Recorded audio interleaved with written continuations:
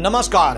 अतीक अहमद, अशरफ और शाइस्ता परवीन की चिट्ठियां इस समय बहुत वायरल हो रही हैं। कहा जा रहा है कि इन चिट्ठियों में हत्यारे का खुलासा होगा जिसने अतीक अहमद की दिन दहाड़े हत्या करवा दी। पुलिस की मौजूदगी में गोलियों से अतीक और अशरफ को छलनी करवा दिया। इस बड़े अपराधी, इस बड़े मास्टरमाइंड का खुलासा इन चिट्ठियों में होगा। तो क्या इन चिट्ठियों के माध्यम से असली मास्टरमाइंड सामने आएगा? और अगर सामने आ जाता है तो क्या उसे फांसी होगी या उसे सजा हो सकती है? चलिए आज आपको समझाते हैं कुछ कानून जानकारों के मुताबिक कि इन चिट्ठियों का क्या महत्व है।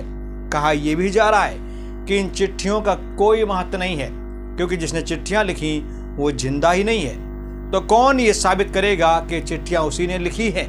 कैसे जांच होगी कि ये उसी की राइटिंग है? अब इस पर कानूनी जानकारों का क्या कहना है ये आप जरूर जान लीजिए क्योंकि इन चिट्ठियों का बहुत हल्ला इस समय यूपी में चल रहा है। तो देखिए हमारी खास रिपोर्ट। भाई अतीक और अपनी हत्या से कुछ दिन पहले अशरफ ने 3 बंद लिफाफों में चिट्ठियां लिखकर अपने विश्वस्त को सौंपी थी। इन चिट्ठियों में उस पुलिस अधिकारी का नाम होने की बात कही जा रही है जिसने दोनों भाइयों को मारने की साजिश रची थी।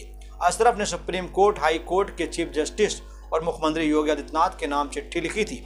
इसकी जानकारी उमेश पालापाड़ कांड में सजा सुनाए जाने के बाद प्रयागराज में बरेली जेल के लिए लौटने के दौरान अशरफ ने मीडिया से बातचीत में कही थी। कानून के जानकारों में हत्या की साजिश रचने के आरोपित अशरफ की चिट्ठी की कानूनी वैधता पर मतभेद है। इलाहाबाद हाई कोर्ट में क्रिमिनल के वरिष्ठ अधिवक्ता वीपी श्रीवास्तव कहते हैं कि जब व्यक्ति जीवित ही नहीं है तो उनके पत्र का कोई औचित्य नहीं रह जाता। उसे साबित कौन करेगा कि पत्र किसने और कब लिखा है? मरने वाले की ने भले पत्र लिखने को लेकर बयान दिया हो लेकिन कानूनी रूप से उसका महत्व नहीं रह जाता। कोर्ट साक्ष्य मांगता है। मरे व्यक्ति के नाम पर कोई पत्र जारी करना साक्ष्य नहीं होता है। रजिस्टर दस्तावेज साक्ष्य के रूप में प्रयोग हो सकते हैं। यूपी बार काउंसिल के सदस्य वरिष्ठ अधिवक्ता अमरेंद्र नाथ सिंह कहते हैं कि जब आरोप लगाने वाला व्यक्ति जीवित ही नहीं है तो उसकी चिट्ठी का अधिक महत्व नहीं रह जाता। एविडेंस एक्ट में सत्यता पर खरा उतरने वाला आरोप ही सिद्ध होता है। सत्यता सिद्ध करने की जिम्मेदारी आरोप लगाने वाले की होती है। वहीं यहाँ अशरफ जीवित ही नहीं है तो उसकी चिट्ठी का अधिक औचित्य नहीं रह जाता। अशरफ जीवित होता तो कथित रूप से पत्र की राइटिंग, लगाए गए आरोप की टाइमिंग की जांच होती।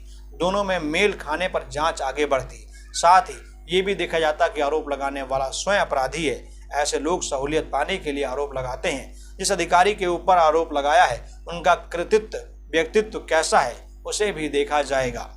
वहीं पूर्ण शासकीय अधिवक्ता अरुण कुमार मिश्रा का तर्क कुछ भिन्न है। उनका कहना है कि पत्र की बात का यदि साक्षिक समर्थन मिलता है तो हत्याकांड की जांच कर रहे आयोग और एसआईटी के लिए पत्र महत्वपूर्ण होगा। पत्र लिखने वाला मर चुका है। यदि साबित हुआ कि पत्र उसी ने लिखा है तो उसे भी जांच में शामिल किया जाएगा। साक्ष्य की कड़ियां जुड़ती हैं तो पत्र केस को मुकाम तक पहुंचाने में बढ़ चढ़कर मददगार साबित होगा।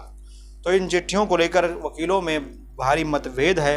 अब देखते हैं कि सरकार या कोर्ट या सुप्रीम कोर्ट या हाई कोर्ट क्या फैसला लेता है इन चिट्ठियों पर, क्योंकि चिट्ठियां में जो कुछ है, जिसका भी नाम है, वो सामने आना चाहिए।